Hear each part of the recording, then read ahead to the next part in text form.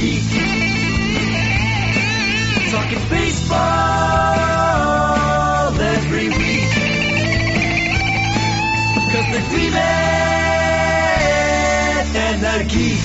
And welcome to Gleeman and the Geek, the Carlos Limbo Correa episode. I'm John Bonus, which was daily with me, or Gleeman of the Athletic Deck. Last episode of the year? Question mark? Hopefully. You're thinking quickly, Saturday. Who knows? It was Friday morning right here on the 30th, so you're thinking maybe, listen, if it's going to happen, you know it's going to happen overnight on New Year's Eve. Yeah, but that'll count. Right. That'll be next year. One way or the other, Correa will be signing overnight. I called him yesterday Schrödinger Shortstop. Yeah, that was good. He exists simultaneously as signed and unsigned. It's been a really long time. Do you say who we are? Yeah, you did. Yes, I did. It's been, I don't know why I care. It's been a long time since he, quote unquote, signed with the Mets. It's been over a week since he had his physical with the Mets. Right, yeah. You'll also notice, if you're a Twitter-obsessed person like I am, that the usual suspects who tweet out breaking news and try to beat each other by 1 second on breaking news about any free agency thing have been very quiet. Right. Now, some of that maybe is due to the holidays, obviously. But, go look at John Heyman's account, and he once a day he'll tweet out his article from the New York Post being like, here's what's up with Correa. But there's clearly a sense that either they've been told, kind of keep this under wraps. We're working on finalizing this with the Mets, which seems to be the sense of what's going on. They're trying to kind of restructure the terms of the contract, so that, because I think there's a chance that the Mets are on the hook, that the way the thing played out. So first of all, since the last time we spoke, we should probably just frame our everything last here. show was about how the Twins, they've lost Correa officially. He's gone to the Giants. Now it's been like 12 days or something since then. Right. And we did a Patreon episode. If you wanted a discussion of that and Joey Gallo and stuff, you should join us on Patreon. We will do a we got plenty to come abbreviated, on that. But since then, the Giants backed out, is probably the language I would assign to it, of the deal with Correa, citing his... The Giants back out or did Boris back out? No, the Giants. I mean, the Giants were... My understanding of how it went down is the Giants weren't able to kind of complete it in a timely manner because... Well, they completed it. They just didn't like what they saw. Right. They gave him a physical, and then they said, we need more time to review this. Well, right, but... And Boris said, yeah, we're not giving you more time. We're done. Right. Okay. Well, yeah, it's like a... You can't fire me, I quit type of thing. Okay. But very quickly, he pivots from that, Boris, but we'll say it's Correa because that's the person, the player, from the 13-year, $350 million deal with the Giants, which was put in jeopardy. The Giants essentially, I think it's common knowledge now, I guess. I feel uncomfortable saying some of these details that we know or I know because there's health stuff involved, but I think it's common knowledge now that the stumbling block was his 2014 ankle shin injury in like low A or whatever he was. It was in the minor leagues because he has a metal plate was inserted for that. Right. And I guess, when you put a guy through a physical exam or you even tell him to go through airport security, they're going to be like, what's that? Right. Why that's a stumbling block for a guy who's had no real leg problems in the 8 years since then, I don't know. But if you were giving a guy $300 million over 12 or 13 years, I can understand why you'd be somewhat hesitant to just trust that it gains that will further credibility when multiple teams end up getting stuck on that. Well, right. So yeah, the Giants hold up, let's call it, their end of that deal, saying they want more time. I think it's debatable from what I've heard whether they actually wanted more time or whether they actually were just trying to nix the deal. Okay. But Boris, like you said, and Correa basically said, is this going to happen or not? And they said, well, not right now. And he said, all right, I'm going to go talk to other teams, which is their right. Right. I mean, there's a term sheet. If it's not executed by the date on the term sheet, then you're still a free agent. And he calls up Steve Cohen. It's been written about, so I feel comfortable saying this stuff. Like, he calls up Steve Cohen, who's on vacation in, that's the Mets owner, who's on vacation in Hawaii. So, that offer that was a little late that you gave us, a little right. Can you bump that $30 million and we got a deal? And he was like, let's do it. And then that got reported an incredible amount the next day. Including with all kinds of quotes by Cohen. Right. Who might have had a couple of Mai Tais Right. and was basically saying, we needed to do this, and who cares about the money, and we'll figure it out and all that. And then, we talked on the Patreon 4 or 5 days ago before I left for Wisconsin Right. for the holidays about the Mets situation. And my sense was, because there were people going, well, doesn't he have to take it physical with the Mets? Right. And I said, well, yeah, but, the team is the one enforcing the physical. Right. Like, it's not MLB itself. The reason teams want the physical done and all deals contingent upon the passing of a physical is, A, it protects them, especially on a 10, 12, 13-year deal. But B, they're going to look to insure the contract. Right. When you have a $300 million contract, if the guy were to miss 5 years of a 10-year deal, you want money for And that. if the insurance company is going to be on the Correct. hook, they want a physical. They're going to done. want the results of a physical too. And so my assumption as of a week ago, let's say, when Correa, quote unquote, took the physical with the Mets, was that the Mets have to be coming into this with eyes wide open. They know that what the details were even more than has been reported publicly with the Giants situation. And so how can you, if you're Steve Cohen and or the Mets, say, go public and give quotes about how you just signed Carlos Correa to a 12-year, I think, $315 million deal. Right. And then have that truly be contingent upon 2 days later the passing of a physical when there were issues with this physical. My assumption was that they were basically saying, by going public with it right away, they were basically saying, wink, wink, nod, nod, we're going to put him through a physical, but we're going to pass him in the physical. Right. It Whatever turns we're out- going to work out. So one of the things we talked about, Which is their on the prerogative to do that. Right. One of the things we talked about on the Patreon is the difference between Boris negotiating with a general manager And owner. negotiating with an owner, right? Which he often like if will you're go a general above the manager, general you manager. have to be careful about things like physicals and stuff because you're the one on the hook for it, right? If you're the owner, Buck stops with you. Right. So what do you care? So it almost feels like, the owner said, listen, this is all taken care of. I've worked the thing out. It passes it to the general manager. The general manager has to go get the thing insured and stuff and goes, hold it. What? Right. Right. Have you seen these things? Yeah, I mean, I think so Billy Epler is their the Mets general manager. They tried to hire more prominent names, including perhaps a Twins employee or two. Right. But Billy Epler was a longtime Yankees assistant GM, and then ran the Angels kind of unsuccessfully for a few years. It sounds like they also showed a lot of interest, as I recall, the Milwaukee Brewers guy that just retired. That's who I think their GM's going to be next year. Yeah, I think so too. Maybe partly because all this Correa thing's going on. Right. But yeah, instead, our assumptions on that may prove sort of correct, but it turns out that no, they're putting them through an actual physical, and whatever their stance coming into it was kind of tossed aside when the doctor said, what's this metal plate in his leg or whatever. Right. Now, there's also the Twins component, which is Boris claimed to the Giants even. I mean, this has also been reported. I'm not talking out of school here. He said, well, the Twins put him through a full physical at the end of the season.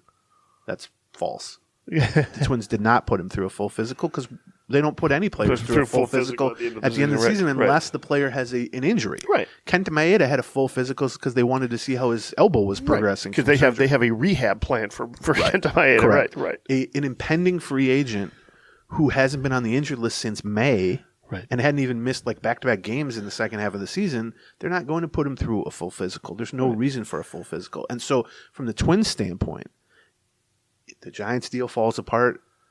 People like us are immediately like, well, does this put the Twins back in the mix? Well, within 12 hours, they had the new deal, quote unquote, deal with the Mets. And it's like, well, also an overnight reported deal. Yeah, He's they consistent will not on sign that. at noon. I was awake for that one too. I guess I'm awake a lot. For a guy who naps a lot, I'm awake a lot. If this Mets deal falls through, well, then it becomes even more natural to say, well, does this put the Twins back in the mix? My understanding from talking to some Twins people, and also this has been reported by much better reporters than me, including Dan Hayes, the Twins were contacted in between the Giants deal and the Mets deal, right? And presumably have been contacted as this Mets deal has hit a snag. Right. The Twins' stance as of last week was, well, we'll stick with our original offer. Which I know people go, why wouldn't the Twins just bump up their offer? I'm like, why would they increase their offer now that his market has been worse? Yeah, you can wait. Yeah, well, that's true. Yeah, right? You have lost the Giants and maybe the Mets. Well, and also there's this, legitimate reason to question, right? The stability of a player's health over 10 or 12, 13 years. The Twins basically said, well, we're sticking with our 10-year, $285 million offer. But there's a contingency now. But we also can't just say that's an offer. We have to put him through a physical. Right. And we sure as hell got a lot of questions, more than we had ever before, about why is he not able to sign with these two other teams? Yeah. And the idea that the Twins just have this, unsigned contract always on the table in front of Correa. Right, of course. It's perhaps true in the sense that if Correa's camp said to them, is that deal still available? It is as available as it was previously. Right. But even that was contingent upon his health checking right, out. Of course. That's true of any long-term deal. Right. I mean, even when they signed Josh Donaldson, he had all those leg problems. Right. I remember talking to Twins people at the time. It's like we put him through a full physical with an emphasis on calf, hamstring, the tendons in his legs, all that ligaments, all that stuff. I mean, obviously with Correa, there's back issues. There's been some, broken bones and stuff like that. But this leg has at least two teams somewhat scared. Well, the Twins are not going to just close their eyes and jump off the bridge on that. You know what I mean? Like, they might make available $285 million over 10 years, although I think that's even in some doubt now. But it's not without being contingent upon his, physical being passed and the Twins doctors being confident. And they haven't, looked at him physically since March in a physical exam status. And even then, in March, it was about surviving a 3-year deal. I know. I've seen some people being like, well, what kind of doctors do the Twins have if they didn't spot this in their physical? Well, they did spot it in the. I mean, he's got a metal plate in his ankle. They spotted it in the physical. Like the question isn't whether or not it's going to hold up next year. The question is whether it's going to hold up 12 years. Right. The Twins were going into it knowing, it was technically a 3-year deal, but this is a 1-year deal. Right. I mean, he's had no problems with this leg for 8 years. Like, we're not that concerned about a metal plate. I mean, Miguel Sano's got a metal plate in his leg, titanium rod in his leg. There's players that's, I don't want to say common, but it's not uncommon. Happens, right. Yeah. I mean, in terms of where they stand, everything I've heard and read is that the Mets are still favored to sign him. But the more I mean, we're 8 days out. I don't know that the longer it goes with like radio silence on this, if it's a good sign or a bad sign. Originally, I was like, well, it feels like a bad sign. It feels like I'm less likely to have a deal the longer it kind of goes like that. Right. That it feels like there's sort of a standoff. But the fact that Boris hasn't walked away, which seems to be more of his MO. The fact that he hasn't pushed to get a deal done elsewhere tells you, one of two things. One, he's confident that he can eventually get a deal done with the Mets that's to Correa's liking, whether it's rephrasing things, whether it's putting in place some measure that if that leg does become an issue, that can sort of void X number of years on the contract, that injury specifically, or it tells you, well, I happen to think the Mets are on the hook. I happen to think it's the Mets who are attempting to restructure this thing, obviously. Right. But I think you can't. If you notice, the Giants didn't make any public statements even about signing Correa initially. Right. Teams are very, I remember the Phillies signed Trey Turner at the winter meetings, and their Dombrowski, their GM, spoke to reporters the next morning clearly to discuss Trey Turner. Right. And he couldn't say Trey Turner's name or even say we just signed a guy. So what he ended up talking about, if you go look at the transcript, it's hilarious. It's like, how do you think a really speedy shortstop would fit at the top of your lineup? Right. And so if you notice, the Giants didn't – it's not like they put out a big social media thing about Correa's coming to the team. And so – the Mets have already... Because that's considered sort of tampering before it's done, right? Is that the idea? I don't know tampering, but it's just your point is that the Mets are kind of on the hook in part because Cohen shot off his mouth that night, right? It's not clear to me why that is the case. But who knows? Was there some agreement? Like, was there something faxed? Was there something signed? Was there, an spoken agreement of sorts telling Boris stop negotiating with anyone else. Right. We've got a deal. And then he's spouting off to the media. Right. I wonder from Boris's standpoint, and this is just me speculating, I wonder from Boris's standpoint if he's sitting there saying, look, we can force you to sign this deal. We don't want to do that. Right. That's not good for anyone involved, obviously. Right. But let's work it out. I'm willing to be flexible here. I'm willing to do that. But his flexibility is going to be somewhat limited by the fact that he has leverage. It's not like the owners are going to be really happy to let Cohen off the hook. Yeah, everybody's mad at him anyway, which we talked a lot about on the Patreon podcast. The sort of, oh no, is Steve Cohen and the Mets, are they ruining baseball? Which I just think is so absurd. They're not specific to the Correa situation, just their spending in general. If they were to complete this Correa deal, their payroll is like $385 million plus $110 million luxury tax, so it's like $500 million. Right. It's double any other team, basically, or 70% higher than any other team. Which, yeah, okay, but why is the onus not on the other teams to spend more? Why are people mad at him for spending a lot? He's doing precisely what any fan of any team would want a new owner of that team to do, which is treat it like a team, treat it like you're a fan, treat it like it's not an investment to be squeezed every dollar out of. And then when somebody does it to an extreme level, because he's filthy rich, even compared to other filthy rich people. He's filthy rich. $500 million means nothing to him. Like he wakes up in the morning uncertain whether his accounts have risen or fallen $500 million while he slept. Like it has no. I mean, that's probably not even an exaggeration. Like, and then people see him do that and they go, "Wow, he's going to ruin it. He's ruining it for the Yankees and the poor Dodgers." And it's like, well, and how are the Pittsburgh Pirates and the Oakland A's supposed to compete? Well, they're not going to compete if their owners are viewing it as 100% a business to squeeze out $10,000 a year out of. Right. Before we talk maybe a little more about Correa, but we also got to check about Joey Gallo. Sure. We got lots to cover. Let's do we only have one sponsor this week. That's right. HelloFresh.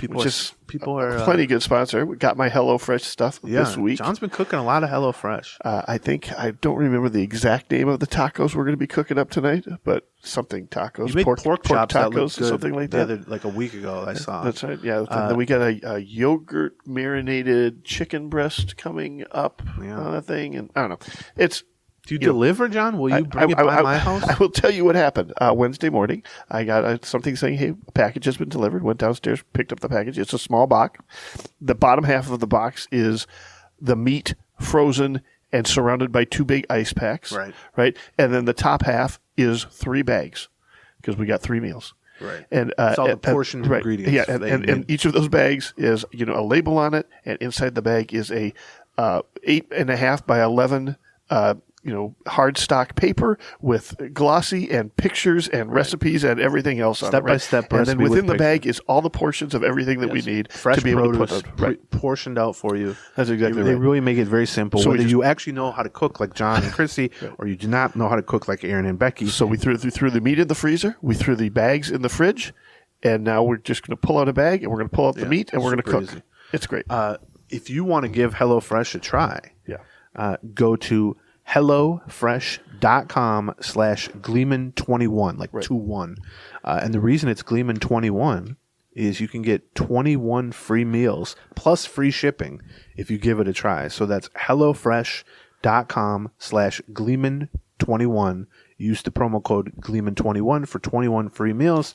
What a deal. It's crazy. America's number one meal kit. Yeah. It's number one meal kit among Minnesota Twins podcasters in Minnesota. I'll tell you that. Has to be. Right? Yep. HelloFresh. Okay. Let's see. I had a couple other. So the bottom line, to wrap up Correa, we don't know what's going to happen. Nobody knows what's going to happen. We still think that the thought process is probably still working out something with the Mets. Right. Well, they're definitely trying to work on something with the Mets. I think.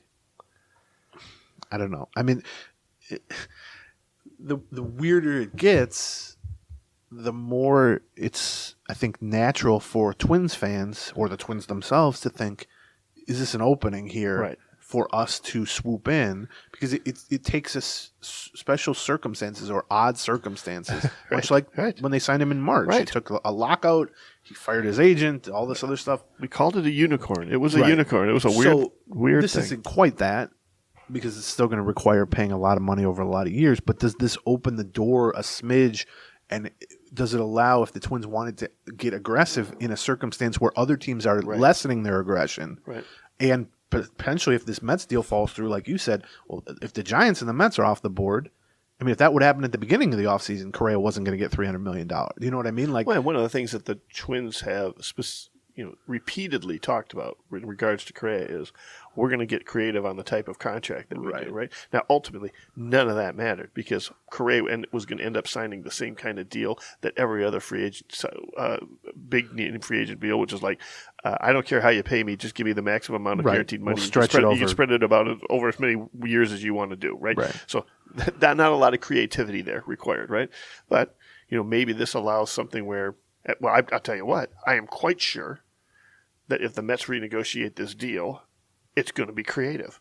Well, right. It's going to be something like, something like the. I mean, the easiest where thing. Like, if he has a foot injury that ends up costing him his career, we don't have to pay. But if it's a different kind of injury, well, then you do. That's the question to me. Is like clearly they're going to try. If he ends up signing with the Mets, like you said, and it ends up being the same basic terms, which is 12 years, $315 million. Because if my theory is correct, it has to be the same terms, like big picture terms. I agree with you. Now, if my theory is not correct, they could reduce that, obviously. But then the question becomes, what is the language in there tied to? It would clearly be tied to health, and it would clearly lessen the commitment from the Mets standpoint if there's poor health involved. But there are two ways you can do that. One is just like, you see that in all kinds of deals, like with pitchers, like Nathan Eovaldi just signed a 2-year, $34 million deal with the Texas Rangers. He was like the last, frontline starting pitcher free agent available. And I was surprised he only got 2 years, $34 million. I was thinking, 360, 355, something like that. But if you look at that contract, there's a vesting option and a player option for a fourth year. And so basically, if he stays healthy for the first 2 years, and not even like throw 200 innings, like throws 140 innings a year, and I think doesn't end the season on the 60-day injured list or whatever, then it vests the third year at $20 million or $18 million. Well, that's one way you could do it. You could basically say in the Correa contract, which is sort of common, if he plays X percent of games or does not end X number of seasons on the injured list, or however you want to phrase it, then the contract keeps rolling on. Like it basically vests over and over again, whether it's 3 years in, 5 years in, every year, whatever. Or you can say, none of that matters. We're not debating his overall health. He passed the physical in the sense that he's fine. What we're debating is the effect or the importance of this one specific injury that he had before he was even in the major leagues, when he was 19 or 20 years old, this plate that he's got in his ankle. And we're debating whether this is going to become an issue 6 years from now, 8 years from now, 12 years from now. And so then you could tie the language to that specific injury and essentially say, if you're the Mets and Boris and Correa are telling you this injury does not matter, this is not an issue, he's fine, he's never had a problem with this, it's a thing he's well past. If you're the Mets, you say, prove it. If he ever has a significant injury related to that initial injury, we're off the hook. We're off the hook, and for therefore, the whole thing. And by the way, then so is our insurance company. Well, right. You know what I mean? Now the insurance company's like, yeah, well, okay, we're just insuring a regular guy then? We don't have to worry about this particular thing that we flagged? Okay, well, that we've got rate tables for that. Exactly. You know what I mean? We can figure that out. Right. I talked to somebody who's done big deals with baseball insurers in the past, and their point was the harder the more uncommon the circumstances, the harder it is for the insurance company to come up with what you said, a rate table or whatever you want to call it. And then what happens is the more work the insurance company has to put in to figuring out a premium price, the more the premium price is going to be. Because A, they've put in manpower for it, and B, it just raises a level of uncertainty that they're uncomfortable with from an insurance standpoint. So, exactly. With that case, the insurance company can evaluate it in a much more significant way. This is the last thing we'll say about Correa, at least on this episode. But we'll see. We'll see. I don't know. I got Twitter up. I don't believe you. We'll see if he signs. It's too early in the day for that. From the Twins' standpoint, I know there are going to be people who are like, why don't the Twins just offer him $300 million and swoop in and try to do that? And I kind of get that. I mean, if you see your opening, then go nuts and try to run in the door, whatever. But you also have to say, there are questions that have been raised about this that scare off the Mets and the Giants. Right. Right. And there were already some questions about why are some of these other, the Yankees, teams like that, why are they not already in the mix for Correa? There were already some questions about that. Why was his market not limited in terms of size and scope of contracts he's being offered, but limited in terms of the usual suspects not all being there, knocking at his door? And so if you're the Twins, and if you got a call from Boris today, and he said, "Hey, this Mets thing is on hold. I'm free to negotiate. Is that 10-year, $285 million deal? Is that A, still available, and B, are you willing to bump that up to $305 million over 11 years or whatever it is, so we can get a little closer here?" I'm sure it would be tempting for the Twins to just say, "Yes, let's do it. This is a unique set of circumstances that has led to us having access to a player at a price point that we're not comfortable with, but it's lower than we ever thought we'd get him for." Or if you're the Twins and you get that type of call, do you say, "Well, hold on here. We got to take a look at this dude first." Just so we're clear, we've got a contingency involved in here. We got to take a look at this thing. And also, we need to get an answer that seems satisfying to us about what happened here. Well, why are the Giants not in? Why are the Mets not in? Why are other teams not involved here? And by the way, Twins are going to be dealing with the same insurance companies that the Mets and the Giants are going to be using, right? That's true, too. Right? So that... there's really only... I was told there's like 3 common insurers for baseball contracts that you can kind of go to, and you can even potentially, I didn't know this, if there's a $300 million contract and you can't get... If the guy, let's say, has a plate in his ankle and you can't get it insured, you can split it among 3 companies. They each take $100 million of risk, and then they're all sort of saying, "We're in this together," basically. But also, from the Twins standpoint, it seems silly, but it's almost like, somebody way out of your league. Right. You've been asking them out on dates, and they keep turning you down, and then one day you ask them out on or they call you and say, "You still want to go on a date?" And you think, "Why me? Why now? What happened? Is this person going to rob me, or what's going on here?" Yeah, it's a little bit like that. So it's sad that the Twins are in that standpoint. Not that I've ever been in that standpoint before. I've been turned down. I have not been called by the person who turned me down and said, "Do you want to go out on a date?" So that's where the Twins were at with Carlos Correa. I mean, it really is. It's one of the stranger. I mean, we've been doing this a long time. 20 off seasons where I've been paying attention to this stuff. Probably.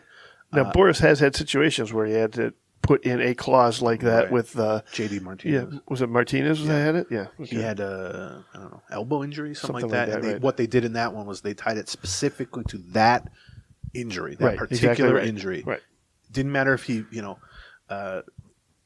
got Thanos overall and left the planet. Right. It was just that injury would void some aspect of the contract. And by the way, it never happened. Yeah. Is that a correct Thanos?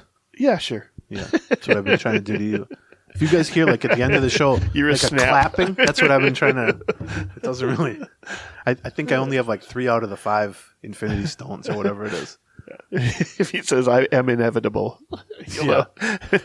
okay, so that's where we're at. We want to talk about Joey Gallo, but I just wanted to say one thing about, since this is the last show of the year, theoretically. I wanted to thank everyone for listening. I don't know. We talk about this a lot. I know it's probably maybe boring for people to hear 2 guys go, "Thank you, thank you, thank you."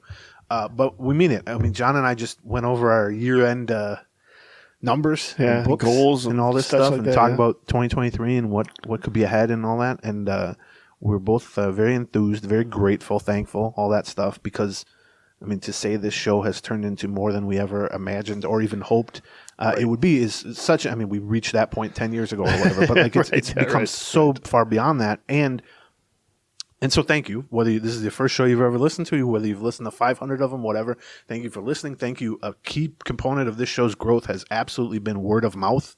Yeah. Just, telling somebody in the cubicle next to you, hey, or the season ticket holder next to you at Target Field, whatever it is. We were just talking about how terrible we have been at promoting it. Yes, we're not particularly good at it. Our website stinks. We don't. You guys advertise. have found us. So thank you for all that. The other thing that's been interesting to me, and I'm sure John sees this too, being in charge of Twins Daily, where fans have been known to express their displeasure with things. we have heard from dating back to really all season, because like even when they were in first place, people were like upset. People were just sort of thinking it was inevitable that they wouldn't be in first place, which proved true. But certainly since they collapsed in August and then really it just went off the rails in September, and now the fact that they've already lost Correa twice, maybe a third time, and they've done very little. They signed Christian Vasquez and traded for Kyle Farmer, but they've lost talent certainly since the end of the season. There's a lot of frustrated Twins fans. We've heard from a lot of Twins fans, whether it's mailbag, emails, people on Twitter, people in comment sections on Twins Daily and all that, or in person even.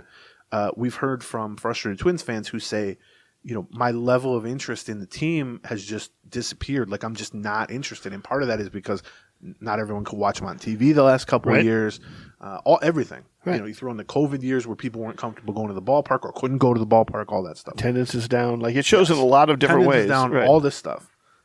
And so I'm aware of that, and we talk a lot about that, and we phrase a lot of our discussions around that in terms of, we try to represent what is the feeling out there about the Twins.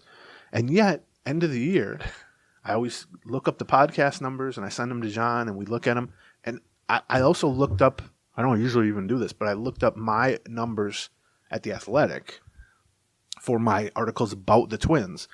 And I wrote almost an identical number of articles this year as I did last year. I think I wrote 3 more articles this year, something like that. So the numerator did not change. The denominator did. Which one? Denominator is the lower one. Yeah, whatever. Denominator didn't change. The per article readership of my Twins articles, just mine, not Dan's, but I'm sure Dan's are similar, are up 52% year over year. Yeah. 52% more people read my average Twins article in 2022 compared to 2021. 52%. Right. And the podcast audience, this will be a little dependent on exactly how many people download it today and tomorrow, but whatever, is up, I think, like 32% year over year. And that's not a counting stat. That's per episode. 32%. So you have and Twins Daily's December numbers are going to top. We're going to have more unique visitors in December during an off-season month, than we've had of any month in the history of Twins Daily since 2011. More so than the trade deadlines of 2019, etc. Like, this is going to be as big a month as possible. Yeah. Right? Winter Meltdown sold out in about didn't even really go on sale because exactly right. And even the Patreon, Patreon, patreon.com/Gleeman, which is sort of our little private club of extra episodes and more in-depth talk that we would love to have you join. It costs $1 an episode. That is up 22% year over year, in terms of people paying to listen to this show. And so I have no doubt, I would not suggest in any way that the fans' low morale or frustration or depression related to this team is anything but justified. It is justified. 100%, probably more than 100%. It's justified. And yet, how do you balance that against 50% more people reading our stuff about the Twins, 30% more people listening to our stuff about the Twins. And by the way, this isn't like we just launched the show last year. It's not some startup that's been growing. And so I look at that and I think, okay, maybe we're unique versus the Twins. Maybe we're not as tied to the success or morale of Twins fans as we think. Maybe we are a separate entity. Maybe there's a component of our show that actually does better if people are high or low, but not in the middle about the team. If people are upset about the team, maybe you're more prone to want to hear people dissect what's making you upset. Maybe there's a component of that. But yeah, I'm fascinated by that because you talk to any Twins employee, you certainly talk to Dave St. Peter, and it's like we don't understand why people didn't embrace this team. We don't understand why attendance is down, all that stuff, and then we're sitting here going, I don't know, 50% more people, 30% more people, 22% more people. Like what? I mean, that's incredible year-over-year growth, by the way, for a team that finished in third place. If the Twins had made an ALCS run and I was sitting here going, hey, 20% more people downloaded the show, you go, well, yeah, no crap, 20%. So this is coming off of 3 years of COVID and lockout and everything else. Like everything that that Major League Baseball could do to suppress interest, yeah, right? that's true. Has pretty much happened over the last 3 years. They even got me to some extent. I'm just like, who cares? I'm going to be really interested in seeing what a full, like, normal year looks like for. Well, now you've everything. jinxed it. Now, You're right. Asteroid's going to land on the mound on like June 4th or something. Go, So yeah, I just wanted to say thank you for all that. It is, it's amazing. You guys have really turned this show into what was supposed to just be two buddies sitting at a bar drinking once or twice a yeah. month, 2-3 times a month, just shooting the breeze about the Twins, and you've turned it into a thing where John and I sat here an hour ago and started talking about scenarios that I would have laughed at even 5 years ago. Like, well, what if we did this? And then I wouldn't even have to do this. And then we could do this and this. And 5 years ago, I've been like, what are you talking about? And now I'm like, yeah, I wonder if people would like that. I wonder if, yeah. So anyway, thank you guys. As always, we're pretty transparent about our numbers. In part because we're proud of the numbers. Sure. In part because very few other people are transparent about their numbers in any media entity. So I think there's value in that. And in part because if you're a new listener to this show and you started listening to this show this season or in the last 18 months or whatever, I don't want you to feel like you're weird. There's a lot of you. Now you are weird because you're listening to us. I think one of the reasons we are transparent about the numbers, both here and Twins Daily, we've done a lot of it, is because I feel strongly that we need to be able to demonstrate to the world at large that there is a market for deep dive baseball hot content. Take, no, oh, I know I'm just saying something silly because it'll get people upset. We do very little of that, at least not intentionally. Occasionally we'll say something silly, but okay. Let's see if we can say something silly about Joey Gallo. So between, under the radar of all this Correa stuff is that the Twins did make one move. So the last show they had just signed Christian Vasquez 2-3 weeks ago, whatever. Then a few days later they signed Joey Gallo, who was at Target Field. He's going to wear number 13. He decided to go out into the snow. It was like one of the blizzard days, and he was going to take some pictures just wearing a short sleeve shirt, and he came running back in, and he was like, that might have been a mistake. Listen, Texas boy. Yeah, I think he's from Vegas or something. Yeah, he spent most of his career in Texas. He is originally from Vegas, he wouldn't. I'm a lifelong Minnesotan, and the drive to Target Field that day was like the block and a half I had to walk from my car to the entrance. I mean, that was a cold day for Minnesota. Yes. For Minnesotans, that's a cold day. He wasn't into it, but he wanted to be into it. So they've signed him. That's not cold. That's pain. Well, yeah. This is my favorite. He reaches a point where you're not actually cold. Like, it's almost like you're not cold. You're just, it's something worse than that. Yeah, it's pain. It's the difference between being too hot and being on fire. Well, after the Vasquez signing, everybody was at the 6 media members plus a couple camera crews were at Target Field, and afterward I walked out to my car we were in the players' parking lot because there's no one else there, and stood with like Phil Miller and Betsy Helfand and just talked for 15 minutes. And it was cold. You could see your breath. But it was like, oh, we're sitting here cold, but we haven't seen each other for a few weeks. Let's catch up. Then after the Gallo signing, we did the same thing. We walked out together. And like Phil tried to say like a sentence to me, and I was like, you're on your own, Phil. I'm getting in the car and I'm going home. Like, what? There's nothing you could say to that. Like, my lips were like, so Joey Gallo, got a chance to talk to him. Very nice guy, fun guy, seems like. Big guy. He's kind of got the Mauer vibe where you look at him and you don't think this is a massive guy. And then you stand next to him and you go. He's got to be 6'4", 6'5". Not a massive muscle head or anything. But let's talk about a few of the things. Now, we did a whole Patreon the day after they signed Gallo. We did like a whole Patreon about him. So if you want like a breakdown of his batting average on balls in play and all that stuff, strikeout rates and everything about it, patreon.com/Gleeman. Go, and you can get that one for free. The whole archive is free once you're a subscriber to it. So, but let's hit some of the big points. Obviously, it's been a week and a half, so people are somewhat familiar with him. But the thing I've come to, so it was a 1 year, $11 million deal, no options, no opt out, no incentives or anything like that. Just 1 year, $11 million. The two things that stand out to me, just big picture about it, are one, in terms of pure upside, it's absolutely a reasonable contract. if you just say, this is a 2-time All-Star who's 29 years old.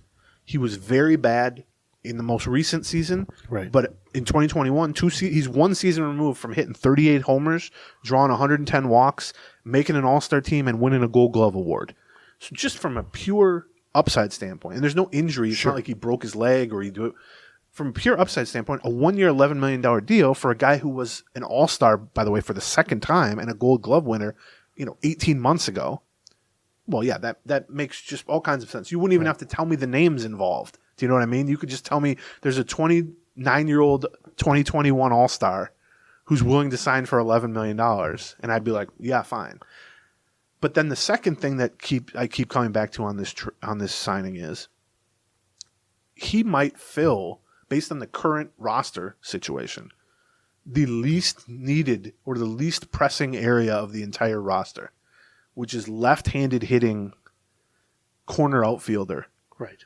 There might not be an area of the team that you can point to. Or the organization. Or the entire organization that you can point to that the Twins are more well-stocked with that. And have been for years. Well, yeah, that's Right, true. right. But I mean, they have Kepler, who's been their right fielder. Right. They have Kirilloff, they have Larnach, they have Wallner, they have Nick Gordon, Right. and then it hasn't even gotten into some of the minor league guys who are Contreras still on this team? you got DFA to make room for Joey Gallo. And so if you showed me, I don't know how you wanted to do, left-handed hitting corner outfielder, catcher, right-handed reliever, left-handed reliever, if you just made a list of 20 roles or skill sets or whatever, and you said, put these in order from most pressing need to least pressing need, I honestly think that would be at the bottom of the list. Yeah. Like there's nothing they need less than that. Yeah.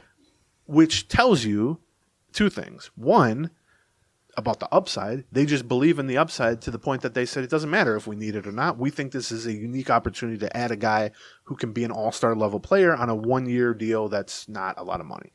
But then what it also tells you is something we've talked about for, I feel like years. 2019. Yeah, which is I don't think Max Kepler is going to be on this team. And I also wonder, as they try to add some pitching or they try to add impact players, if guys like Kirilloff or Larnach or Wallner or Gordon, the other left-handed hitting outfielders, are expendable. Are potentially expendable. Or, not that they're pushing to trade them, but that they're more open if a team really loves one of those guys. If you are a team that is in the middle of a rebuild or something and you want to target, some good hitting corner outfielders left-handed that are in the majors or major league ready. You should be calling the Twins because they're like, you guys got way too many of these. Yes.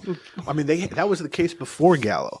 Right. So if you're signing Gallo, you're putting up a bright red flashing sign that just says, have lefty outfielders will move 1 or 2 or 3 or whatever it is. So I think that's interesting.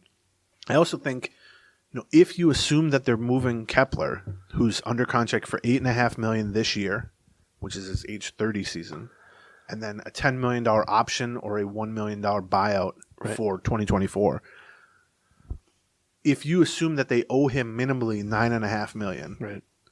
Gallo makes $11 million. If you assume they're going to trade Kepler, you've basically paid $1.5 million for the combination of value in two things. One, whatever the difference in performance is between Gallo and Kepler this upcoming season, which could go either way, certainly. Sure. And whatever value Kepler can bring back in a trade. Right. Yep. And so, and everyone I've talked to continues to insist that they can trade Max Kepler for something of value. Okay. That's subjective, obviously, but more value than Urshela, more value than, whatever. Well, $1.5 million is nothing for that. I mean, $1.5 million just if you think Gallo has a better chance, more upside than Kepler, that's reasonable, let alone your ability to bring back value with Kepler. So I think that makes sense. I think the upside play makes sense. I think the money involved makes sense. I mean, you can almost view it as a trade. Yes. You know what I mean? You're trading Kepler and... You're basically trading Kepler for... Kepler and $1.5 million for Gallo and whatever Kepler brings back. That's right, yeah. Well, that's a trade that anybody would make. Sure. I mean, even if you believe that Kepler and Gallo are both cooked... Right. Or even if you believe they both have big time upside or whatever, that's a somewhat logical... Provided you don't believe in one and believe in the other. Right. Yeah, right. The other thing about Gallo is, if he does have an all-star season, it's like, well, why didn't they sign him to a 1-year deal with an option? Well, he wasn't going to do that. I asked him that. Right. He said, I knew from the moment the season ended I was looking for a straight up 1 year deal. Yep. Let for me a go pillow do my thing contract. for a year, and we'll right. just do this next year. Yeah. Because honestly, if he wouldn't have had this bad season, if he would have been a free agent last offseason, now lockout complicates it a little bit, but in a normal offseason, if he would have been a free agent coming off 2021, Gold Glover, All-Star, 28 years old, he would have signed for over $100 million easily. Easily over $100 million. Your first point about, you just having a 1 year, $11 million contract on a guy who's a two-time All-Star, et cetera, had a bad year, et cetera. All of that, a lot of that seems to sort of depend on the narrative that surrounds that particular player. In this particular, for instance, you mentioned if it's an injury, right. and you take a look at, that's an injury that you can easily recover from. Well, that's a lot different than, it's an injury. It's an injury that you can't easily recover from. An injury that's a very where different. he's going to miss the first 3 months of the season. That's right, something like that, right? But even again, and here the narrative is basically, he really didn't do well in New York City. Yes, like that is basically the. Which right? I will say I think that's probably overstated. I think it's true in the sense, even talking to him, he was pretty open about that. He basically said, it's not a good place to struggle. Right. And if you struggle there, it's very difficult to dig yourself out of that hole relative to if you're in Texas or you're with the Twins or whatever. Now, how much of that is physical, how much of that is mental, how much of that is, potentially masking a physical problem, the decline in skill set or something like that, or the decline in hand-eye coordination or whatever it is, with a mental explanation that might be valid, but both things can be true. It can be true that he struggled specifically in New York, which is something that can be fixed by moving to Minnesota. We've seen that. Sonny Gray, same thing. Right. There's a dozen players that you can point to over the years that struggled for the Yankees and then were perfectly good or great elsewhere. Some great players, it's true of. But that can be true, and it can also be true that he's just lost a step as a hitter. It could also be that the Twins' experience with, Sanchez, to some extent, has gotten to the Sanchez or Urshela, both of which, listen, Sanchez was not fantastic, but he also had a decent enough year. He wasn't, you felt like he was terribly overpaid or something, and partly was, we felt like getting him out of New York City and bringing him to this more supportive organization or whatever ended up being I didn't get, it's an funny, easy thing for them to do. I didn't get the sense from. I actually think Gallo liked the team, the teammates, in New York and the coaches in New York. Right.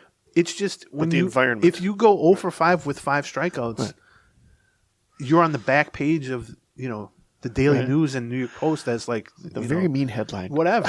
Right. And honestly, there's after game, there's 4 of us that go into 5 of us, 6 at the most, and 1 television camera that go. Right. Well, yeah. Gary Sanchez even said this once during the season. Gary Sanchez said to Elvis Martinez, who's the translator, he said, I was used to after every game I caught in New York, I would talk about that game with a whole media scrum, 20 people and a camera, and we'd go through this pitch to this guy, and why did you tell Garrett Cole to throw this, and He's like, well, how come they don't do that with me?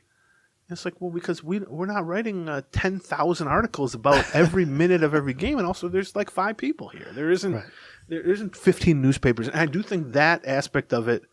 And just getting booed. But here's the truth. If you're going to hit 160, there's not going to be any easy place to hit 160. Fair point. Do you know what I mean? Yeah, and so he moved to the Dodgers, which isn't the lowest pressure environment either. No. They were a 100-win team by the time they traded for him, and hit 170 for the Dodgers, too. So had a really good start, too, which makes you a couple homers. He got away from it and then still kind of fell into it. In terms of the 1-year component of his deal, it's interesting because if he does return to all-star status, and I'm going to get into this in a minute, but I personally don't think he will. But I'm not bear bull. What's his bad? You are bullish on you are not bullish. You are bearish on Gallo.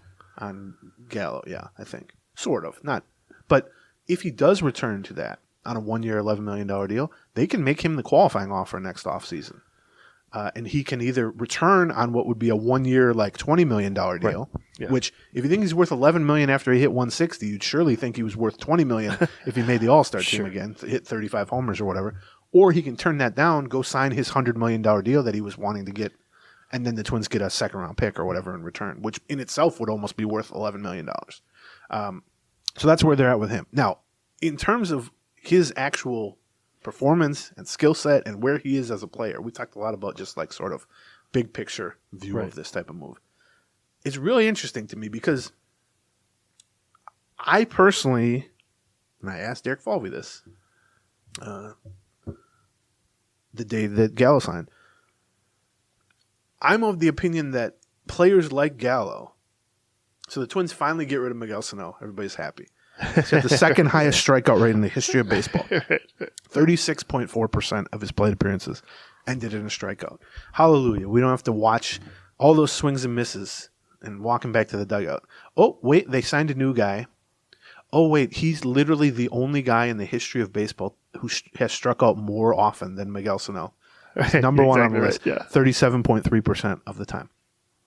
I'm of the opinion that those types of players, that boomer bust nature at the true extreme end of the spectrum, even in a high strikeout era, I mean, these guys are 10% higher than even high strikeout guys at this point, that they can be pitched to. We talked about this a little bit on the Patreon. Yeah, we did. We talked about it a lot. That their overall production overstates generally their performance. Like it's right for years, and I do believe this on a basic level. It's like I don't care if the guy hits 190 or 290. If at the end of the day he's got an 825 OPS, I don't really care how you get to that 825 OPS. Do you know what I mean? Like if you're going to have a 325 on base percentage and a 500 slugging percentage, I don't care if you hit 150, 250, 350. Like it doesn't really matter. But at the true extreme ends of that, and Gallo is at the extremist end. He has struck out more than anyone in the history of baseball. He's a career 190 hitter. Right. He can be an all-star hitting 210. Like so, but my thought on that is as we saw with Sano and as teams have seen with other players like that, Chris Davis, Chris Carter, when it goes badly, when a guy is in a funk, because they are just literally not putting the ball in play and giving themselves a chance to get cheap hits and just sort of keep the line moving, they become almost unplayable during those stretches. Right. To an extent that is like, I think it detracts from what would be like the overall look at value. Like if you just end up with an 825 OPS at the end of the season, I don't really care how you get there. And I do think that's true. For the most part, we don't think that's true. Right. Or we think that's fine. And maybe my theory on this is off. But right. Well, I mean, but I do think at the most extreme ends of the spectrum, I mean, look, they're going to be, if he gets an 800 OPS, they're going to be happy. Because that's going to mean he hit 30-plus homers. He drew 80, 90, 100 walks. He played good defense, all that stuff. But I just wonder, like, is it worth... And they clearly think the upside is worth it. That there was no one else available at this price point to them. And that's probably true. But is it worth, if you view it as a coin flip, is it worth sort of the unplayability factor along with the significant upside? Couldn't you have just gone after some guy who's going to hit 265? Yes. Do you know what I mean? And let alone like the aesthetic factor of just like people just hate watching it, which whether or not that should be factored into something like this is the whole theory that an 825 OPS is an 825 OPS is an 825 OPS. Comes from sort of basic one of the basic sabermetric building blocks, one of the cornerstones, right? Which Bill James' work on runs created, and essentially what he did was said, listen, if a team has, I'm oversimplifying it, but basically if a team has an 825 OPS, they're able to score about this many runs. Right. And it doesn't really matter. And so if you break that team down into individual players, you're just trying to increase your OPS. Right. He basically tried to find... He found a formula, basically, for each individual thing, singles, walks, strikeouts, double plays, whatever, they're called linear weights, but like what each of those things was worth. And because people used to go, well, this guy hit 275, and this guy hit 225. Well, obviously the 275 hitter is better. Well, yeah, but the 275 hitter had 5 home runs, and the 225 hitter drew 80 walks and hit 35 home runs. Right. So, to look at a stat that treats singles the same as homers and doesn't even take into account walks. Right. And that comes from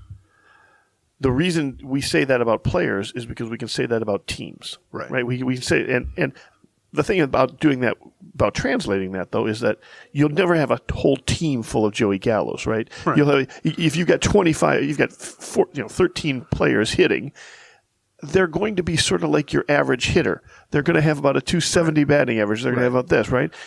And you translate that down to, so it's certainly possible that when you get to an extreme, you get to a guy who's breaks down, who's Luis Ariz, who hits 330 and puts up an 824 VOs, but he's got no actual power, right? Or you get the other extreme, which you've got Joey Gallo, who's hitting 199 for his career batting average, but is also every time he hits the ball, every hit is likely to be a homer. And so, one of the things we talked about on the Patreon real quick is we took a look. I just took a look at Joey Gallo's win probability added, which is a way of looking back and saying how much did he really impact It contextualizes his performance. So if he hits a grand slam in a game that's already out of reach, it adds nothing really to win probability added. Whereas if he hits a solo home run in a 4-4 game in the 10th inning, well, he had a huge impact on the game. And I think what I found when I took that, I'm having trouble remembering exact conversation, but I think what I did is I took a look and said, he's never had a WPA over 1. And he's never had a WPA under 1. It's less WPA. The contextualized value of his performance is much lower than you would expect based on his overall OPS slugging. Now, and those are wins. Those are wins above average or wins below that average. That can just happen. You know, if you flip a coin 10 times, it can land on that. But and I also, by the way, after the conversation, I said, I'd like to see the same thing for Sano. I'd not looked up Sano. I did look up Sano. Yeah.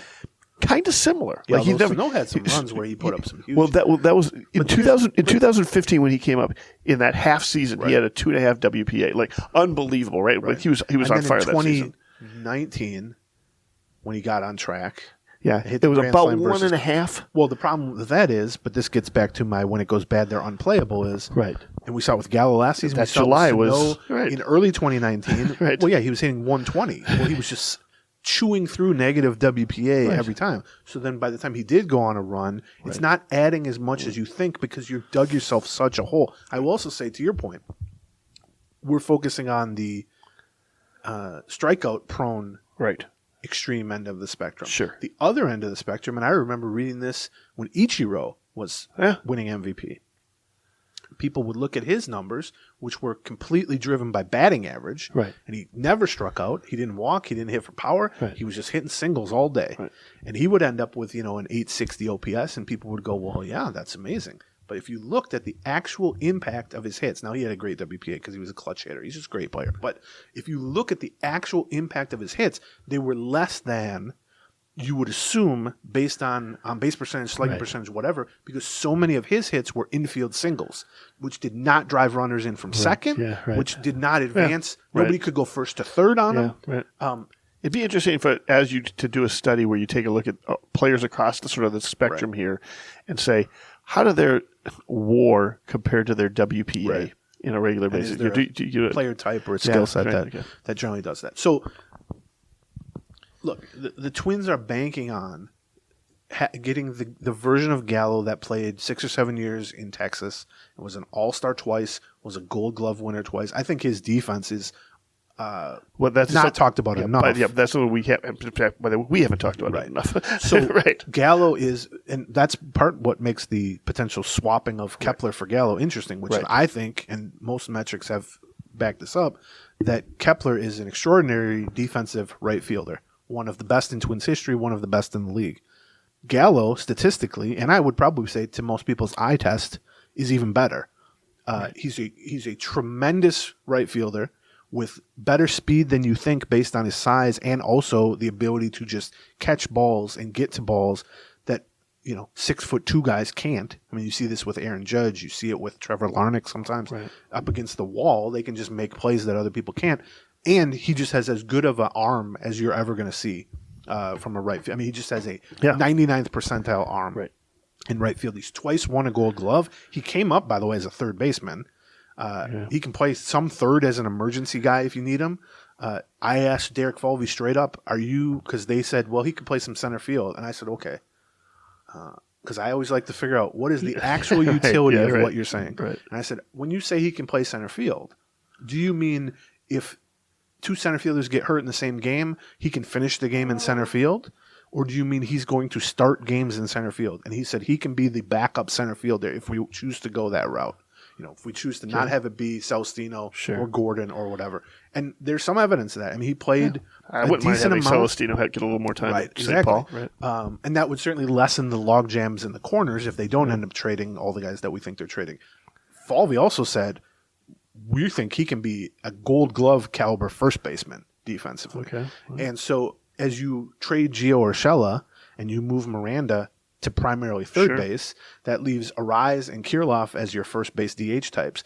But now if you consider Gallo part of that, then I think the decision, and if you consider Gallo potentially a emergency option at third base too, that makes the decision to get rid of Gio Urshela make a little bit more sense from a roster utility standpoint. So I think you should view Gallo as a great right fielder, legitimately great defensive Gold Glove caliber right fielder who can probably play a passable center field, which is key because that used to be true of Kepler, except Kepler has not started a game in center field in 2 years, and they were not comfortable, and he was not comfortable.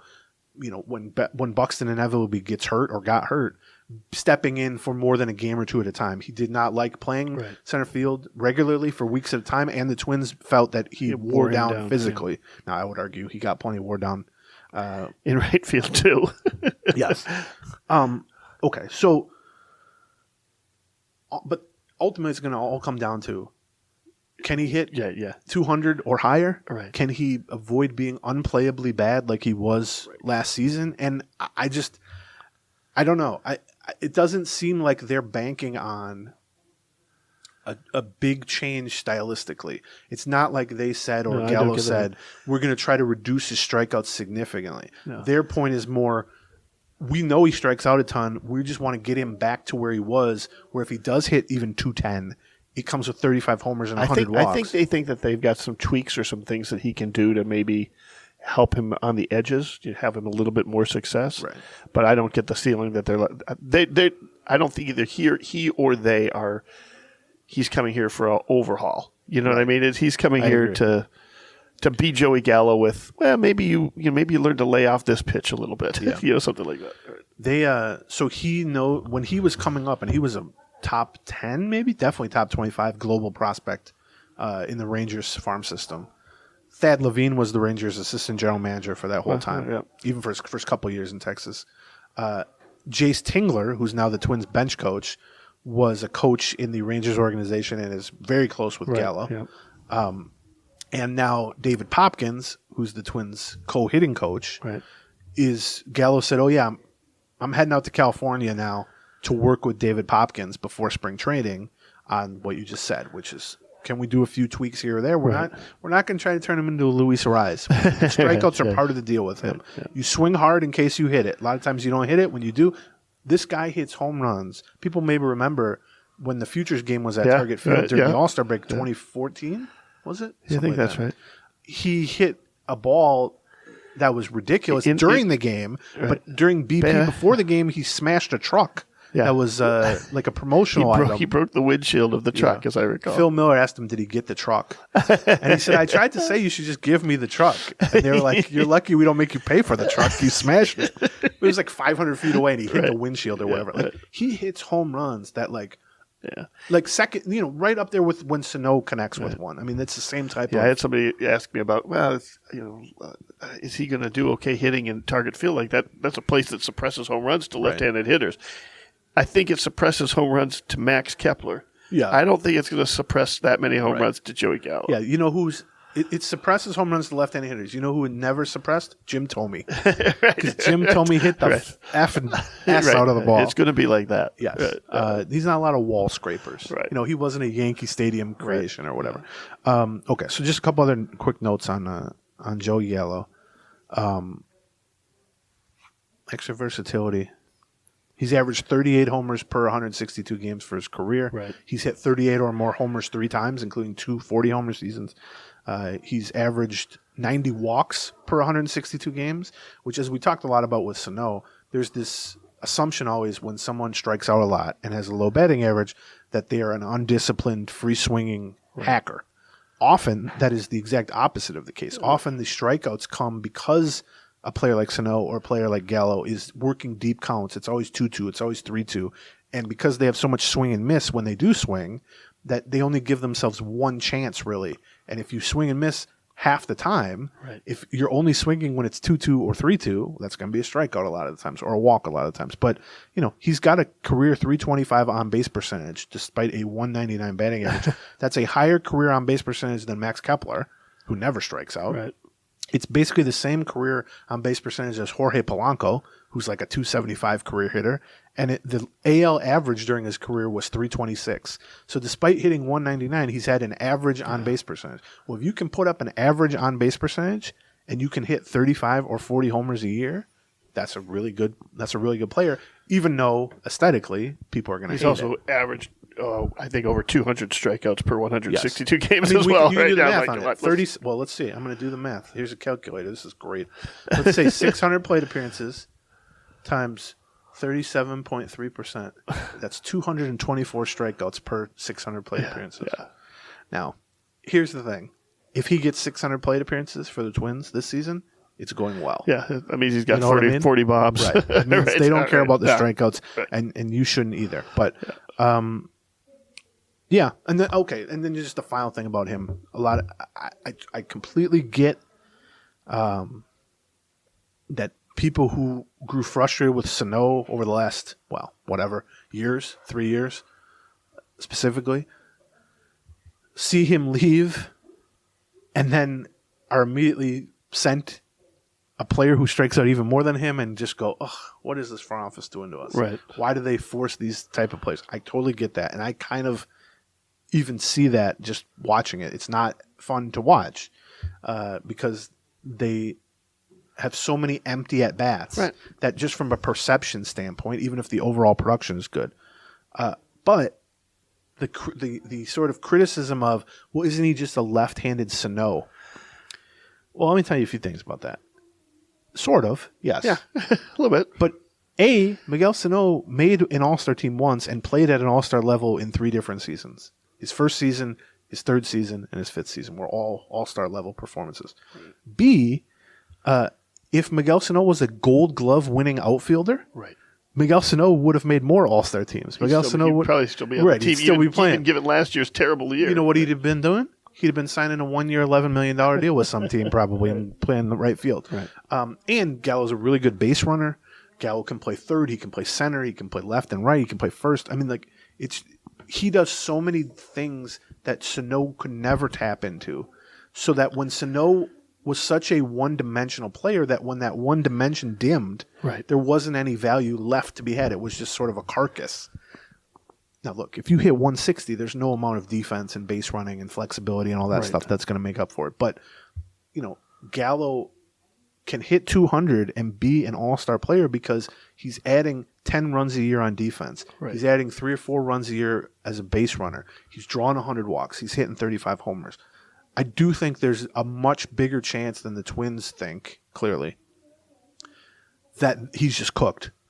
Right. My perception is, and I haven't dug into this in terms of like putting a study together or anything, but my perception is at the extreme end of this thing, whether it's Sano, whether it's Chris Davis, who I mentioned, whether it's now Gallo, when a guy who is a 200 hitter with a historic strikeout rate becomes a 180 hitter with an even more historic strikeout rate, you don't come back from that. You don't, at least not fully. Like, you can hang on, you can make a few adjustments or whatever. Yeah. And I would love to be wrong, and obviously an $11 million bet on that being wrong is not the biggest bet. Like, it's reasonable to do that for 1 year.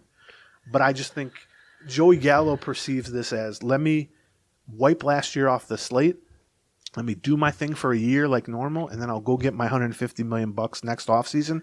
And I think that's viable. There is a path to that. That's what the Twins are banking on.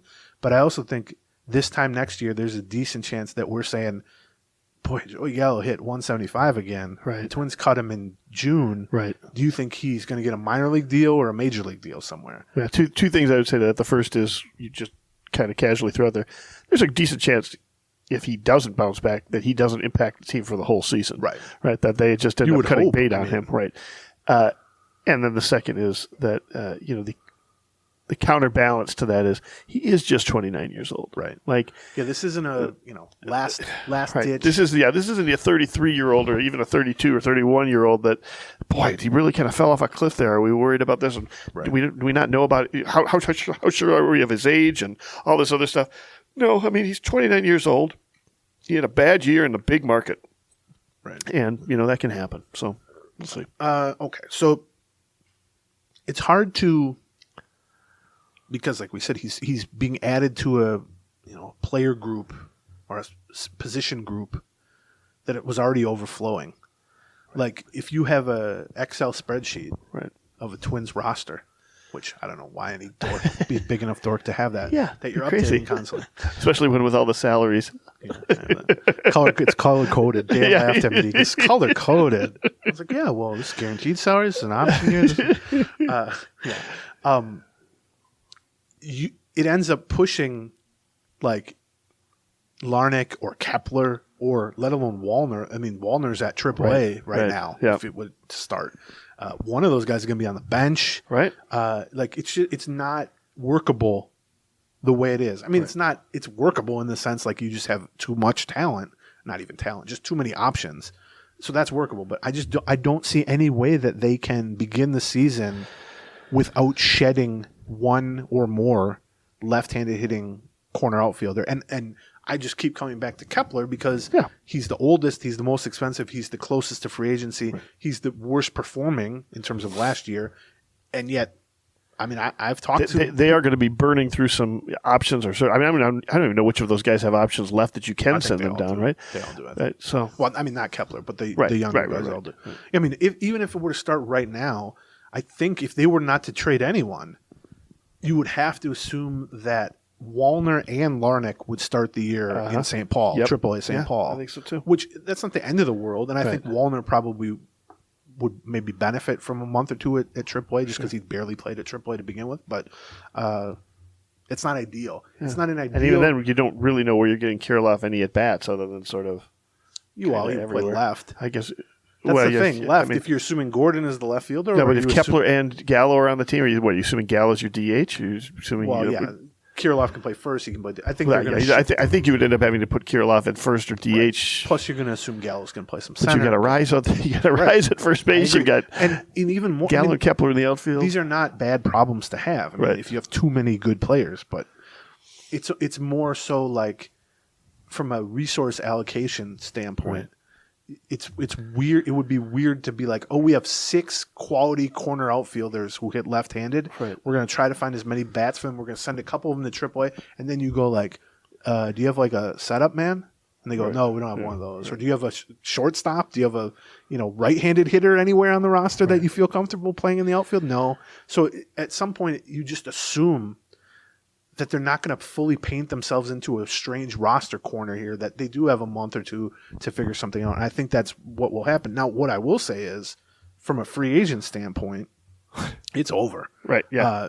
Nathan Eovaldi is off the market. He was the only one of my top 30 free agents who was left. I read yesterday on MLB Trade Rumors that their top 50 free agents, there are now 4 left. Right, no, I saw something crazy. All of their top 30 are signed. Right, it's something nuts. That's. I mean, I think that's about. I mean, it's not just that the top ones are gone. It's that the mid tier is disappearing. Yeah, I mean, obviously, Correa is not technically signed, so I guess we're overblowing that a little bit. But if you assume Correa is eventually going to sign with the Mets, then all 4 of the star shortstops are off the market. But then beyond that, I ranked the top 20 starting pitchers at the beginning of every offseason. Right. The top 15 are all signed. Right. Actually, the top 18 are all signed. Right. 19 and 20 on my list, which is Michael Wacha and Johnny Cueto, are the only top 20 guys who are signed. And even guys beyond that, like Kluber just signed. You're getting very close there to the Dylan Bundy level. Yes. By the time you get to there, I would put Cueto above that. Honestly, but, I wrote a thing yesterday. It was like, hey, old friend Dylan Bundy's still available if they need rotation down.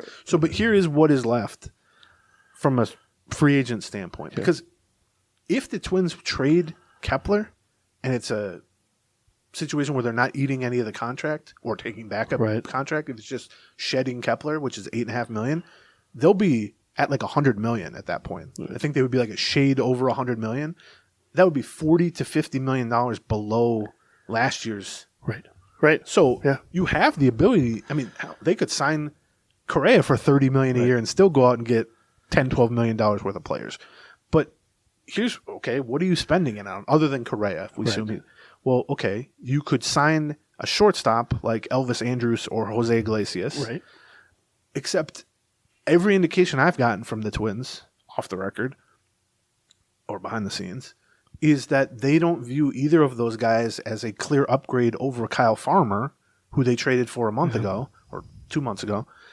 And so if the cost is $10 million and you have to promise Elvis Andrus the everyday shortstop job, what is that really accomplishing versus just letting Kyle Farmer be the placeholder until Royce Lewis is ready? Now, what it could accomplish is that allows you to play Kyle Farmer in a backup utility role. He can play some third base. He can play some second base. He can, be a platoon guy or whatever, and it just adds infield depth. But, I don't think they're going to sign Elvis Andrus or Iglesias for a $10 million deal, let's say, and to be the starting shortstop. Now, if it were a $5 million deal to be a part-time shortstop or a utility man or something like that, maybe, I think maybe that makes some sense. I mean, I feel like they're probably more likely to be exploring the trade market for various shortstops. I know. Yeah, I mean, it's similar to the rotation, right? Like, right. It doesn't make sense. A bunch of people signed shortstops this year, and some of them already had shortstops. So, it might be one of those things where they're talking to the Padres about Kim, or they're talking to the Giants about Correa's moving to third base. Yeah, well, which we didn't even mention. Yeah, well, I didn't think they were going to give up on Lindor for us. But hey, Falvey had him in Cleveland. He loves Francisco Lindor. Frankie he calls him. But okay, so outfielders. Now, we just talked about how they don't need a left-handed hitting outfielder. But they could use what a right-handed do need outfielder, it. I think that's the number one remaining need on the entire team. I mean, obviously, frontline starting pitcher is always the biggest. They just don't have anybody. I mean, you have Buxton, except Buxton's not going to be available for the majority of the games probably. Your only other two right-handed hitter outfielders on the entire 40-man roster are Kyle Garlick, who, does an okay job as a platoon guy, although he's struggled to stay healthy, and Celestino, who hasn't really hit lefties or righties at this point.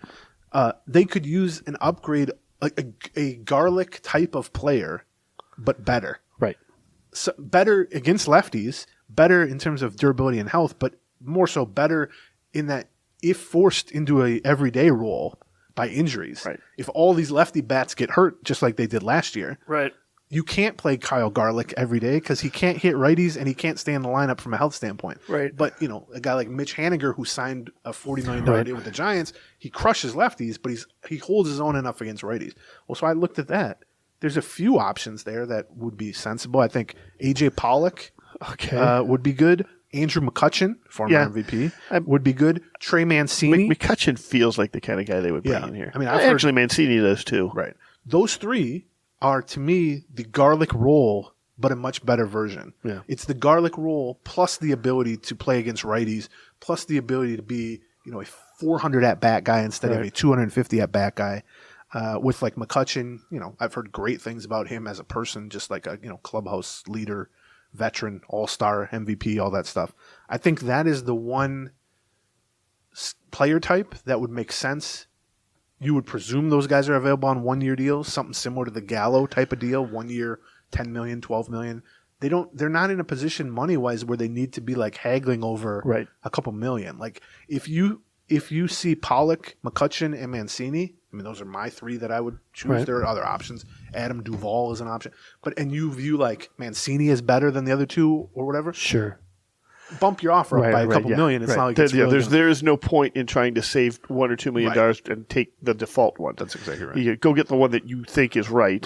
Whether you're right on that or not is probably debatable. I mean, if they were to trade Kepler for prospects, let's say, and then sign like McCutchen or Pollock or somebody, I think that would be $8 million or something like that. That's probably high. Even more. I don't know. Who knows? From a roster fit standpoint, I think that would sort of complete the outfield. Right. And they would actually be, I think, in a pretty good position from an outfield standpoint, but they're not right now.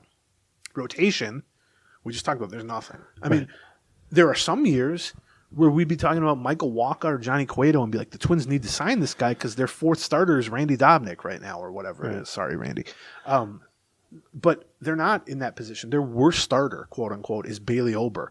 Their second worst starter is like Joe Ryan at this point, or Tyler Mahle, if you have questions about that. Like we've talked all offseason about how their normal need for just competent starting pitching. I mean, and the backups are Varland and Simeon Woods Richardson. Both of them, you wouldn't mind getting some time. Yes, and by the way, Winder is still Yeah, that's right. About Winder, And then let alone the next wave of guys that they have some guys like a Double A and High A.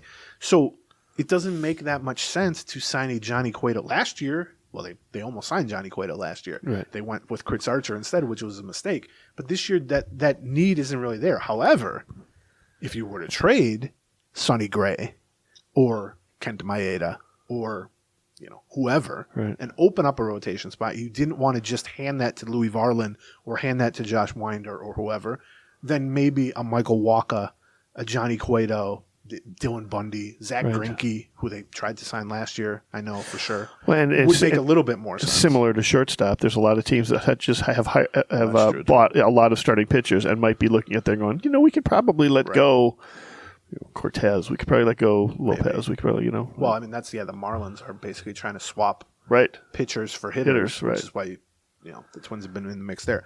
I think like in a normal year with normal needs, Michael Wacha on a 1-year deal would be the most Twins-like. Right. Yep. Up their alley so completely. Of course. 1 year, $10 million with an option for a second year or something like that, or some incentives. Without a move, it's similar to the Gallo thing. Like, it's not a need right now, but it could be a need if they were to trade somebody. And then last but not least, I think right-handed reliever is still a need to me. Yeah. But even that, do you know who the best, I would say, it's subjective obviously, but the best remaining right-handed reliever free agent is? Fulmer? Yeah. Yeah. I would say clearly, it's David Phelps is probably the second best one.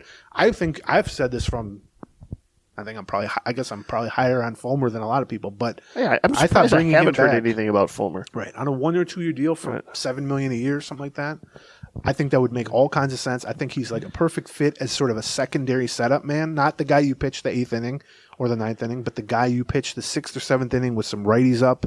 I think he proved to be pretty durable. He seemed to be pretty well liked in the clubhouse. I think he's a good veteran fit. He's also younger than he seems. He's like 29, I think, but he's just been around forever. But I think that would work.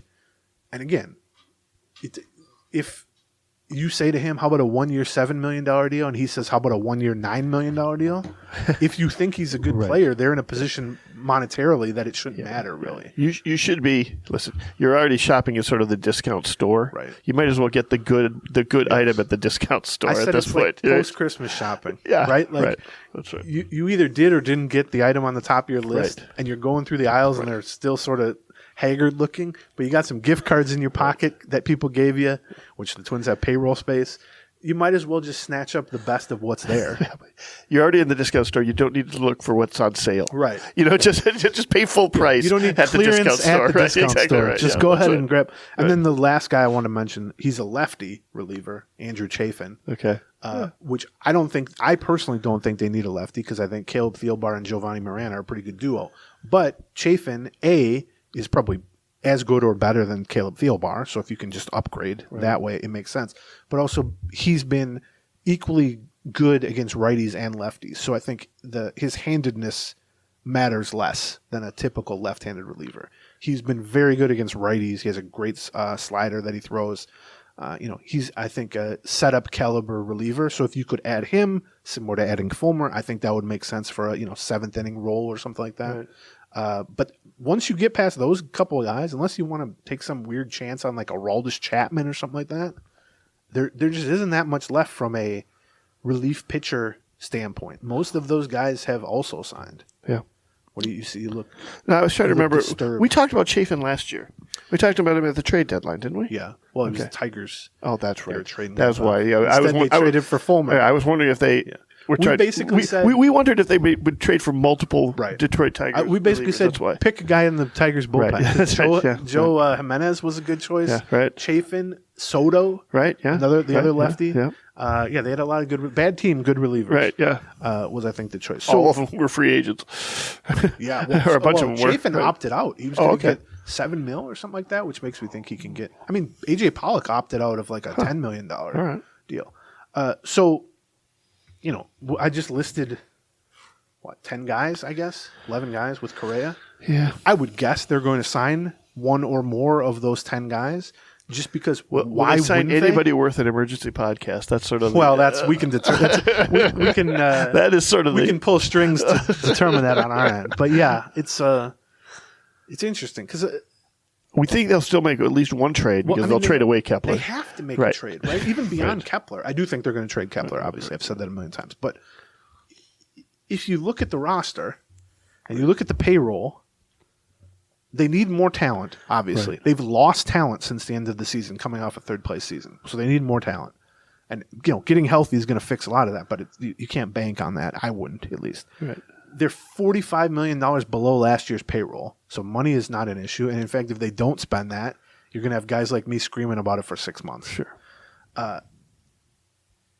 And yet, you look at what's left in free agency, you almost they could sign one player from each of those, shortstop, outfield, reliever, starting pitcher. Right. You sign one guy from each of those groups, that probably costs you $40 million, and you've done that. But short of that, you're going to end up in a scenario here where you have $20 million left to spend to match last year's payroll, and you have clear talent deficit. Yeah. So there has to be a trade, right? I mean, and Fulvius talked on the record about this last week or whatever it was, and basically saying it's true every offseason, but we've really found it to be true early on this offseason that everyone focused on free agency, which it's not even Jan 1 yet, and every free agent is already off the board, which is a big change from past season. He said the natural assumption to that is everybody's going to pivot towards trading. Once the dust settles and people can go, all right, we've spent all our money, we've filled this hole, we filled that hole. What do we have left? What, like you pointed out, what do we have a surplus of now because of some of the signings we made?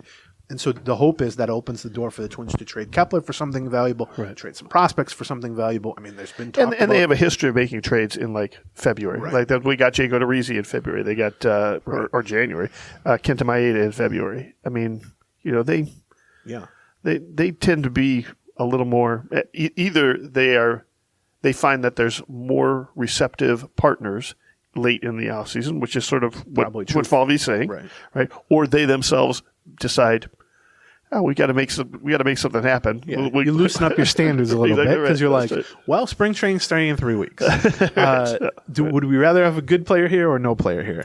Right. So yeah, I mean, I know we talked about this, which is the Twins put themselves in position that the finished product hasn't been great to begin with, but their finished product is finished so late that they leave these months-long sort of gaps where they've done nothing or worse than nothing, where fans sooner or later work we'll get themselves used to it, up. right? And we talk about it constantly. We're fully aware that this is their MO. Right. Every offseason at this time, we're fully aware of what's likely to happen, which is they're going to fill in blanks late. Right. Usually it's free agency, but it could be trades. And yet we can't even stop ourselves with full knowledge and experience and self-awareness of it to start getting, what if they don't do that this season? What if they don't? This is the season they just spend $40 million less than they and so should it's have, understandable that somebody who's not obsessing about this stuff, who's just a random fan who goes to 10 games a year, goes, well, they lost Correa. They haven't done crap. This team sucks. Right. Like they've put themselves in position that even if the finished product on opening day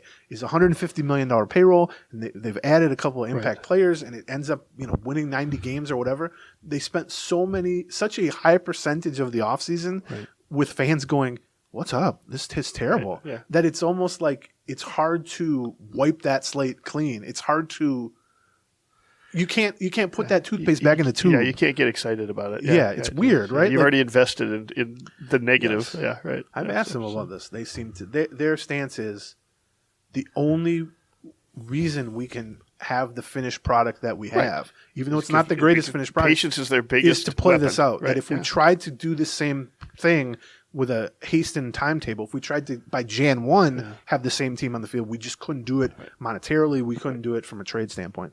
Let's see. There was one other note. We talked about Eovaldi.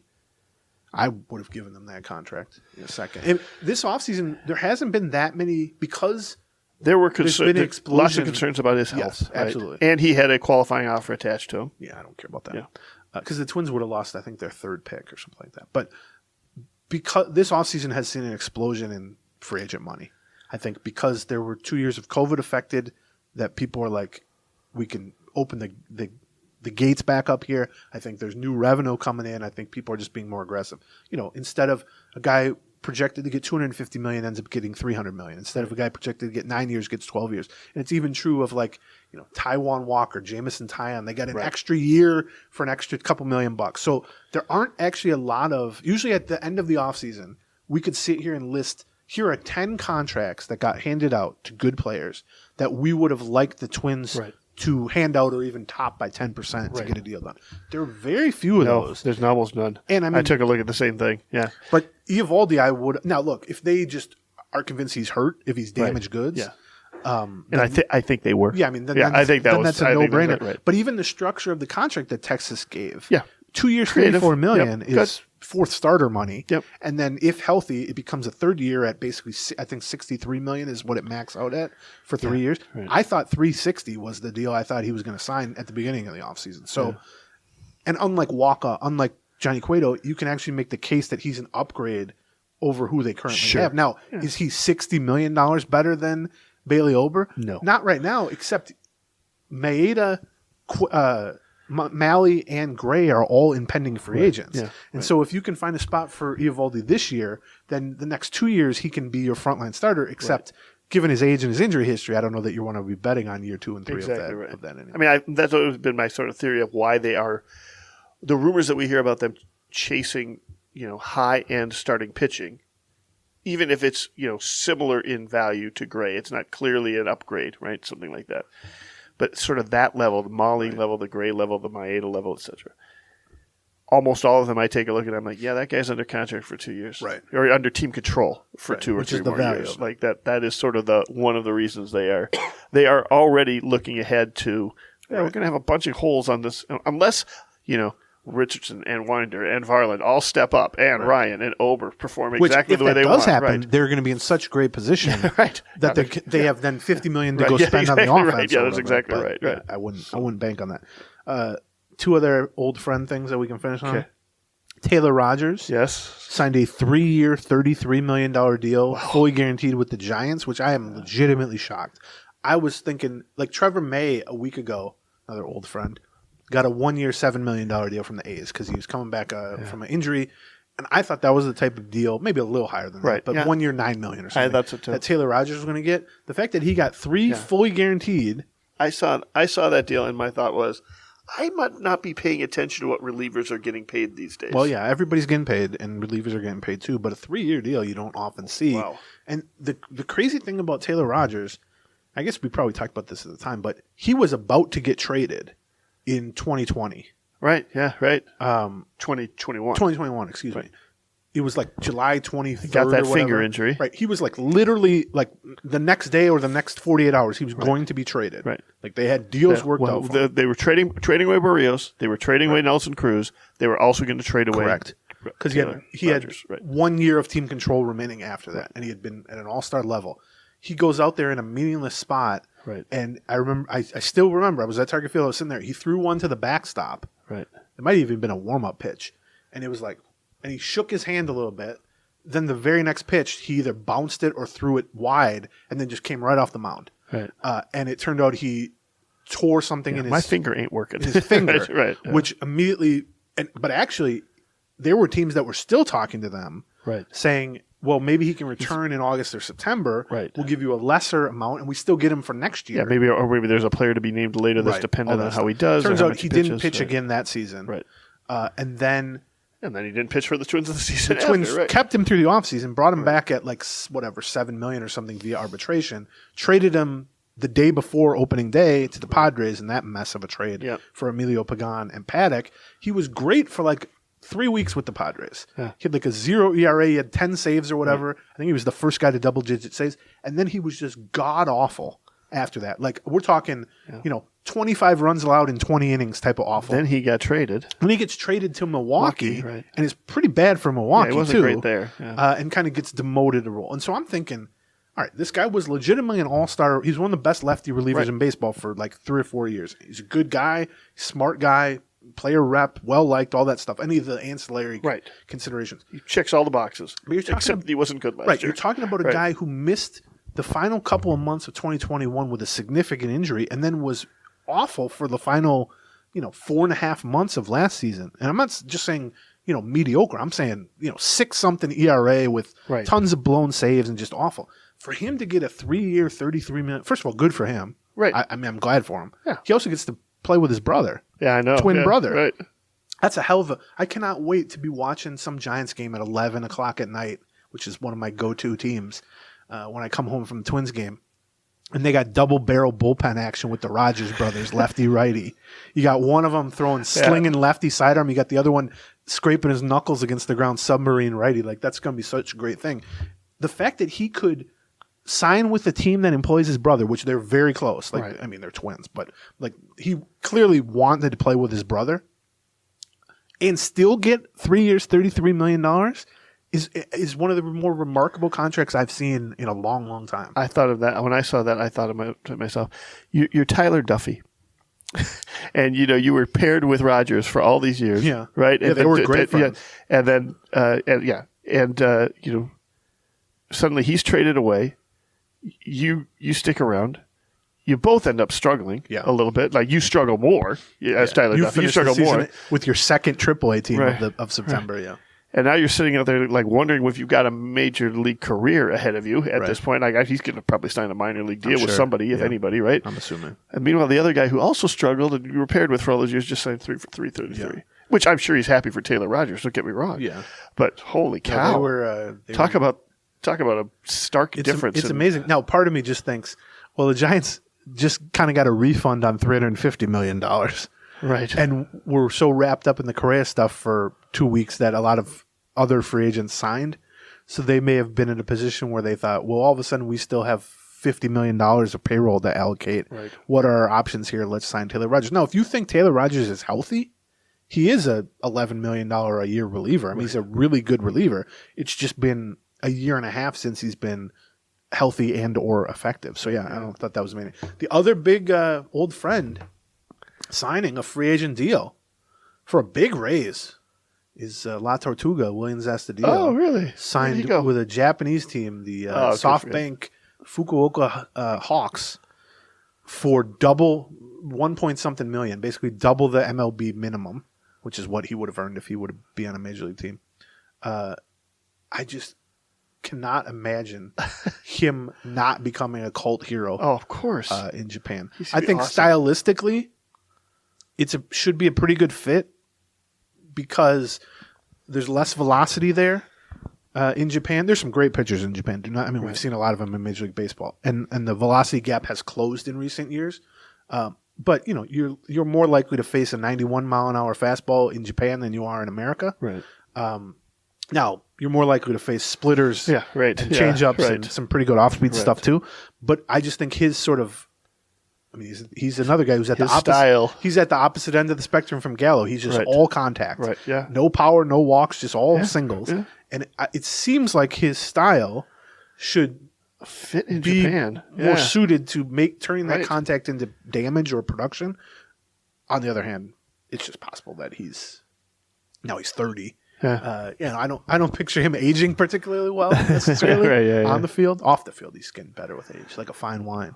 But I like that as maybe he can hang out with my son. My son's in Japan. There's a duo. That would be right. People say we're the odd couple, John.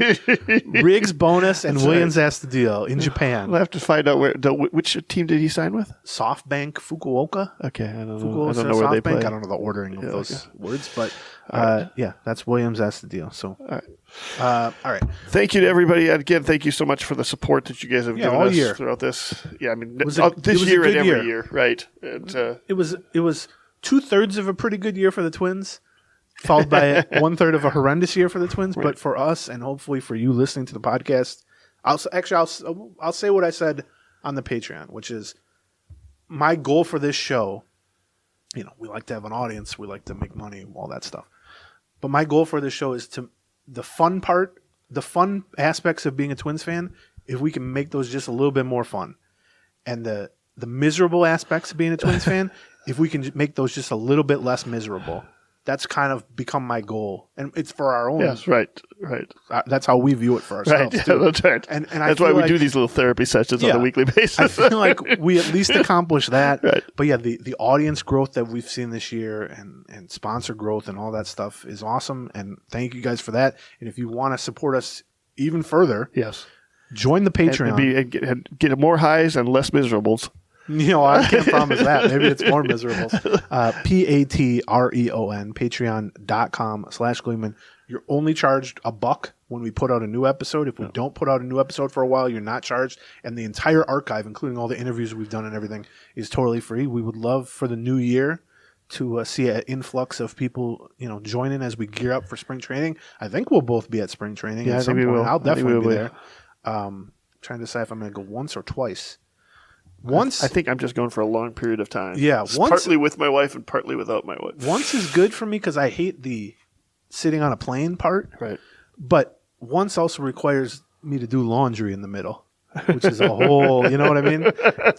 We know going twice for 6 days at a time. I can bring 6 pairs of underwear. You've got your driver's license this time. Well, yeah, I should double. Well, you don't need universal ID or whatever it's called. And then, thank you to HelloFresh also for sponsoring. We will listen. We will probably talk to you next Friday, but if they make a move, we'll be talking to you sometime this week on the Patreon side. Patreon.com/Gleeman for anything they do. We do emergency podcasts either that night or the next morning. Always, and we'll do some mailbags coming up where you can ask us specific questions.